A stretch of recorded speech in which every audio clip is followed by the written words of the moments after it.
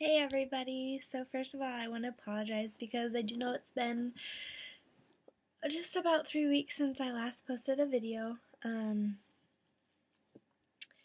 But needless to say, school has kicked off the next quarter. Quarter 7, I'm almost done, and that's super exciting to know that I have this quarter and next quarter to finish. I want to apologize really quickly. I've been sick the past couple days, like a week. Just, I think a lot of it's allergies. They're really bad here in Florida right now, but that and then lots of sleepless nights, it just catches up to you. My eye has been twitching, which is usually caused by stress, lack of sleep, or increasing caffeine. So, pretty much nursing school. It's pretty much been twitching nonstop. So, if that doesn't tell you just how my first 3 weeks of the new quarter have been going, you obviously aren't in nursing school in any fashion yet.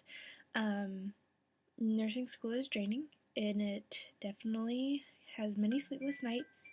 Oops, I thought I turned that off. But it ends up really depleting your body, and I think that, and it's a combination of things that have just caused me to catch something, I don't know what, some kind of sinus cold, mixture of allergies, late nights, early mornings, stress, definitely, and I just have not been feeling good. So I'm sorry this is coming to you guys so late, but this video is going to be kind of long. It's just going to be kind of telling you what's happened in the last 3 weeks of nursing school, quarter 7. I am taking Med-Surg Nursing 2, which is a Med-Surg class. It's more the acute side of nursing.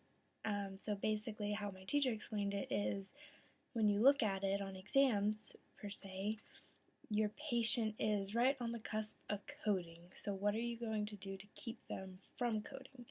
It's kind of those situations. So it's the same information that we covered in Nursing 1, but down deeper and figuring out what we're going to do to keep our patient from coding, from dying, from hitting that exacerbation point of asthma, whatever it may be.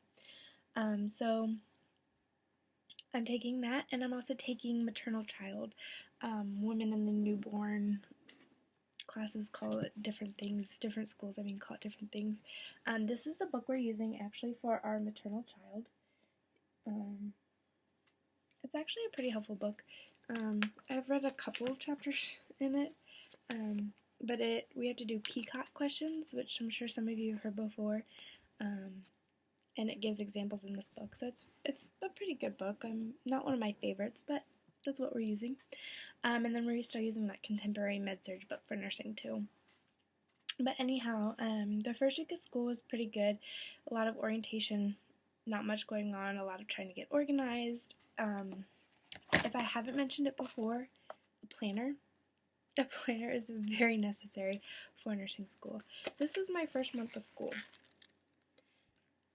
And those are not just assignments. Wow. Some of it is like 1, 2, 3. 3 things are not school related.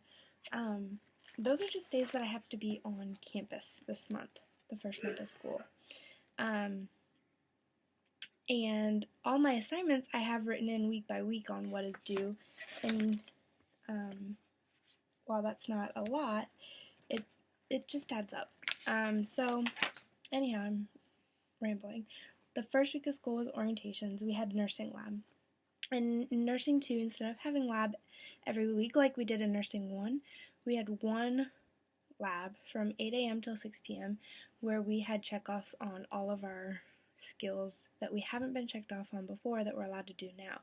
So NG tubes, everything we checked off on. So we got that done and out of the way so that we can start doing those in our clinical zone. We're not wasting time, and then at the end of the quarter there's something that we only have 2 weeks that we're allowed to actually perform those skills on patients. So that was week 1. Week 2, I had my first nursing clinical.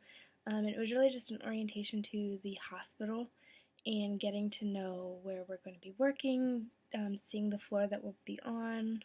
We'll be doing ER rotations, cath lab rotations, same-day surgery. There's several different areas of the hospital that we'll be working in within those clinical rotations, as well as working on the floor. And so we had that, and then that second week I had my first maternal child clinical. And within maternal child, for our school in particular, we only have 3 days that we're actually on the floor doing patient care. So my first maternal child, I was in the L&D, which is labor and delivery. It was really, really awesome. I got to see several vaginal births and assist in them, and then I also got to see one C-section delivery as well, which she was actually going for, all natural, no epidural, nothing.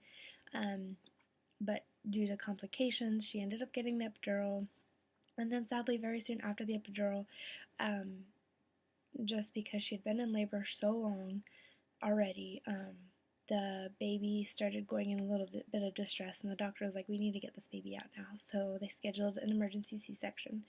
And just kind of walking through that with the patient, with the mother, was very educational for me.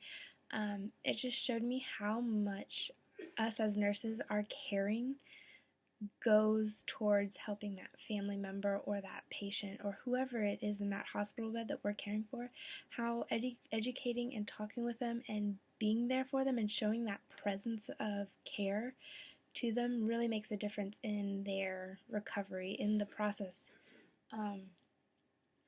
So it was a really good experience. And then so I got to see those. I got to assist, help not actually give the epidural, that's the anesthesia part, but to help walk the mother through that, what she's supposed to do. The nurse that I had was a new nurse to the floor. She'd only been there about 3 months on that floor of the hospital, but she was very helpful in teaching me and showing me tips on how to do certain things or how to kind of go about setting up your day. She was very good at keeping the patient informed, which I find a lot now is lacking in nurses. A lot of times in nursing, like nurses in hospitals, you see they're more worried about just getting in the hospital, getting out, clocking in, clocking out, being done. And they lack out on that connection that they can make with their patient. And that can be very detrimental. It could be very fatal because if you are, Florida summer storms, if you're just constantly just trying to get in and out, you're going to miss things that the patient is saying that could be very critical to their recovery, their health, their whatever's going on with them. So being attentive and really advocating for your patient, even as a nursing student, you should be able to advocate. And that's something that one of our teachers this quarter has been very pushy on, is advocating. And she gave us the example. She said, the doctor, say you're in there for a procedure and you see him break sterile field. What are you going to do? Well, in my head, I'm like, I'm not going to say anything. I'm just going to, I'm going to, whatever. But then I was thinking about it, and I was kind of looking at her, and she was waiting because she could see I expressed through my face. All of my clinical instructors have told me that, or my lab ones, because I'll, go to stick somebody and I'll make a face like, oh, don't pop, or I'll be doing something with a syringe, and I'm like, okay, this is going to squirt out. I know it's going to. When is it going to squirt out? So I get comments on my face all the time, and she was kind of watching me because she could see my face. But in my head, I'm thinking, I'm not going to just stand there. I said, that doctor just broke sterile field. My patient is laying there. That now puts my patient at jeopardy for infection, for all different kinds of things. So what am I going to do? And I said, well, I'm going to point it out to him. And she's like, well, good. But what are you going to do if that doctor's looks at you like, what are you talking about? I know how to do this procedure more than you. But you know for a fact that they broke sterile field. What are you going to do? And I kind of just sat there like, tell them again. And she was like, you as a nurse, you are the main advocate for your patient. You as a nurse know what is right and wrong. You know what's right and wrong in the procedure and how things are supposed to be done and how they should be done. Most people don't know that, sterile field has so many limitations. Your hands have to be in front of you. They can't drop below your waist. They can't go behind your back. Stuff like that. You have every right as a nurse to advocate for your patient, and if you for sure know that your doctor has broken sterile field and they don't want to admit it, rather than causing a scene, she said what she does or would do would be to go or grab a new pair of, sterile gloves and hand them to the doctor and say, I think you might need these. If they continue and they just happen to be very stubborn about it, she said you make it a point to show them that they broke sterile field. Touch their glove, grab their hand and say, I think you need to put these gloves on. Because then you've blatantly, in front of the patient and them, not started an argument per se, but you've shown them in a polite way without getting into an argument right then and there, you broke sterile field. I saw you do it or whatever. Not saying it out loud, but verbally touching their glove, you're showing them that you just broke their sterile field. They have no choice now but to put those gloves on. And you can say, we can talk about this after the procedure. They'll change their gloves, go about, and then afterwards she said, when you're in the hallway, you can say, you remember when you were doing this part of the procedure, you went and reached back behind you and to grab the stool to sit down. Oh, okay, yes, I did do that, and I'm sorry, I didn't realize that. Thank you for catching it. Some doctors are mean, she said, and aren't going to do that, but she was showing us how to be an advocate for a patient and how to stand up for them. And that's something that I think is missing from nurses nowadays. And there's one point in my maternal child clinical where I noticed that. And my nurse, she was new. She wasn't told that this patient was going for a C-section. So she was very blunt and very hard when she broke the news to my patient. And she just walked in the room and she's like, oh, I'm sorry to be the bearer of bad news, but you're going in for a C-section today and you're going now. So I need you to sign these papers. And was just very harsh, which my patient was already scared for. She didn't want that to begin with.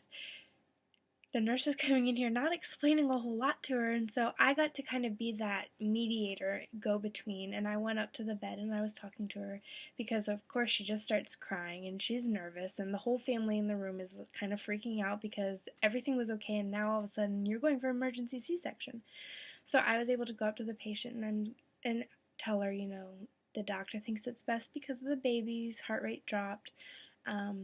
It's in distress. The baby obviously isn't liking it, and he would just rather be safer to go ahead with a C-section now to save not only you but your baby as well. And it helped her calm down a lot just to take that second and explain the reason behind it, because the nurse just coming in and saying, oh, sorry, you're going for an emergency C-section now, I need you to sign these papers, it did nothing for her. It increased her anxiety, which puts the baby at larger distress. So just, I guess, just be an advocate for your patient. Help them understand what's happening. Take that second to collect yourself and talk to them and not let other things get in the way of you taking care of your patients, because that was the one time that day that my nurse kind of lost it per se with the patient, and it definitely had a spiral effect throughout the day. After her procedure, both mother and baby were okay.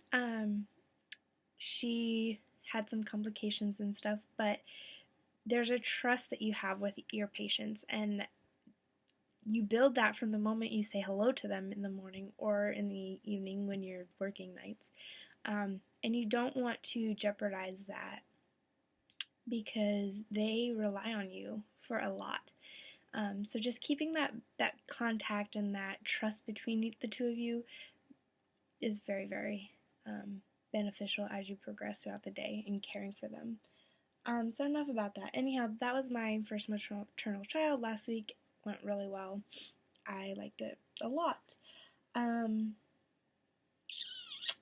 My second nursing clinical on Monday, I was in the cath lab yesterday. not yesterday, what is today? I was in the cath lab Monday, and it was very interesting. I got to see several pacemakers put in, several pacemaker changes. I got to see them do some LHCs, left heart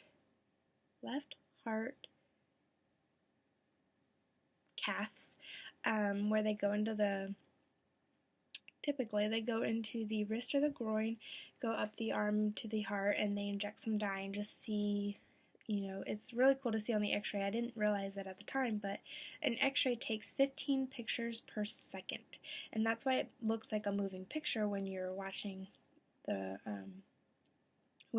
it looks like it's moving, because there's so many pictures a second that it's taking. And so it's really cool to see that, and you actually see the heart beating with the dye, and seeing the doctor or the nurse there showed me like different lesions in patients' hearts, and areas that had kind of been, that were occluded and not working properly. So that was really cool. I was there for 12 hours and got to see a lot of stuff. It was interesting. It was fun. Definitely not something I'd probably do in the future, because there's not a whole lot of one-on-one patient care. For the most part, they come in, they go to the procedure, which, depending on the procedure, lasts 15 to 45 minutes. They're in recovery until they wake up generally, and then they're out the door again, either as an inpatient procedure or back out on the floor somewhere. So there's not a lot of one-on-one communication with patients, and that's kind of, if I were to do something other than the ED, that's something I would kind of like to have, is patient care. So while I did enjoy the day, it wasn't necessarily something that I can see myself doing full-time in the future. But it was very, very interesting. And then yesterday was just full of studying. And today I actually had my third maternal child. My second maternal child clinical, sadly, I was in on the peds floor at the hospital, local hospital, and we had no patients all day. So we basically just sat there and studied for 13 hours.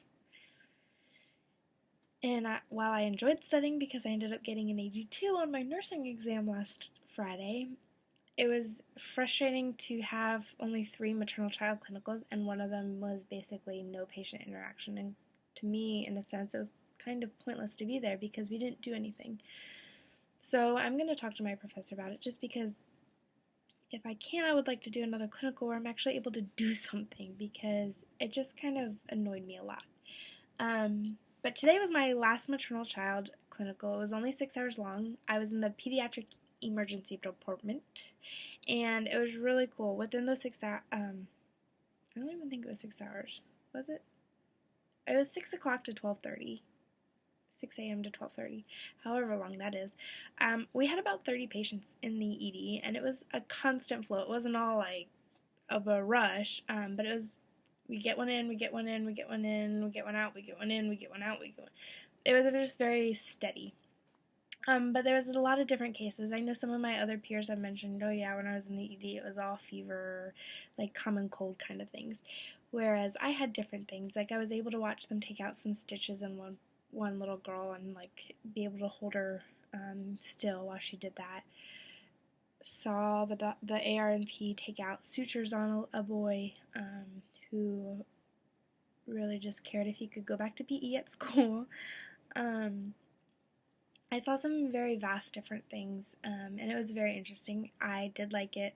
I was very thankful that it wasn't slow, and that it wasn't like my peds floor, because it just really aggravated me that I didn't have any patient communication, and I was trying to ask my professor, or my clinical instructor, who really isn't a professor, doesn't work at the school anymore, but works with the school as an instructor, like, can you put us on the patient floor somewhere? Can you do something so that we have patient interaction? Like, this is ridiculous.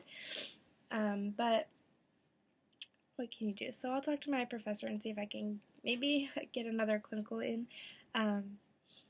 So we'll see. But yes, last Friday, we had our first exam, and it was interesting. This quarter, we will have exams on Fridays, so I've coming to despise Fridays. some weeks we'll have 2 exams, some weeks we'll have 3 exams because of the lovely ATI proctored exams we have to take, which I'll do a video later on ATI exams, how to study for them, how to prep for them, because if you don't know yet, because you're not in the nursing, like core nursing classes, or you're still in your prereqs, you will soon come to find out that most schools generally rely on ATI exams. And so I'll make a video here shortly within the next week or two, hopefully, on how to study for ATIs, why schools use the ATIs, and just some basic ATI information, because you will come to like ATI, I think. Although you may not right now, because trust me, I've been there, I've done that. I also apologize for the thunder going on in the background. Let's see, what else? Oh, so yes, I got an 82 on my first nursing exam, which I'm very thankful for, because our teacher really doesn't teach. She, gets to teach herself and then come to class, and if you have any questions, she'll answer them. So most of our 4-hour lecture time is spent listening to her personal stories, which aren't very helpful because those aren't on the exam. And a lot of my peers did not do well on this first exam. Actually, a majority of people in our nursing school is 78. You have to have a 78 on all your exams averaged together, not including your other classwork, in order to pass the class. And a 78 on an exam is passing, but anything other than that is failing, according to the grade book. And well over 80% of my class did not get a 78 or higher. Lots of 60s, lots of low 70s as well. 70, 72, 74. So it was a hard exam. Our teacher graded them really, really weird. Apparently she graded on a really high curve as well with the final grades that we got. So none of us are really sure. It's really frustrating. This quarter is going to be very trying. Apparently, I got 24 points back on my exam. So, although my score is an 82, which I feel like I did deserve because I worked my butt off, I'm kind of upset that I didn't get higher personally, just because of knowing who I am and what I've gotten in the past. I could have gotten better, but I'm thankful because before that, before she did the curve, I had a 58. But a lot of the information on the exam we never covered in class. We never covered in any of our readings because I read every single page in every single book.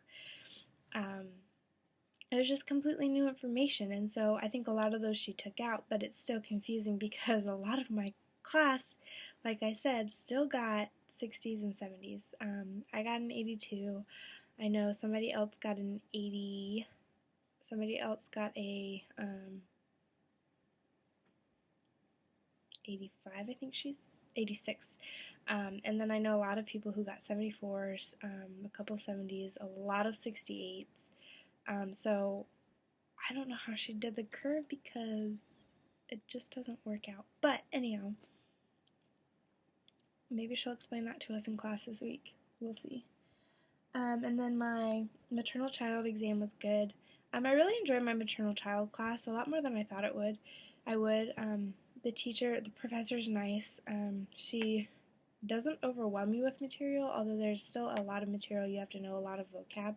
But I think having the clinicals at the beginning of this quarter, whereas some of my peers have them near the end, has helped me understand the concept and the process of what's going on so that when I'm studying, it makes more sense. And so I think that's definitely a plus side to having all my clinicals, in the beginning, although it is very hectic and I've been on campus every day this month, and next month I can show you because I do mine by the quarter. Next month I'm on campus barely at all. This is next month. It's empty. I have nothing going on.